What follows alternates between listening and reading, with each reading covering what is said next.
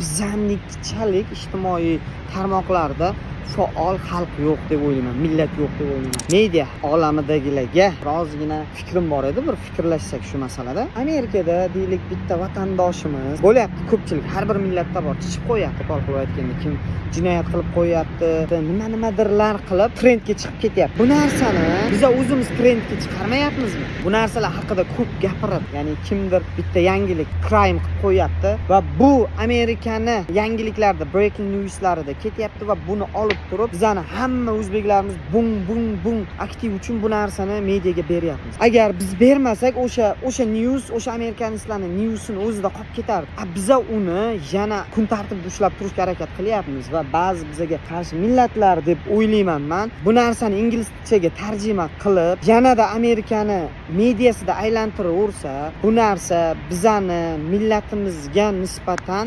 amerikanistlarda qanaqadir noto'g'ri fikr shakllanishiga sababchi bo'lib qoladi-da. Bu ijtimoiy tarmoqlardan to'g'ri foydalanyapmizmi? Biron bir vatandoshimizni qilib qo'ygan ishini hammamiz olib chiqib qo'yib ularni yanada mashhurlashtirib to'g'ri ish qilyapmizmi? Meni fikrimcha bu narsa xato deb o'ylayapman. Yomonni yashirib, yaxshini oshirishimiz kerak deb o'ylayman.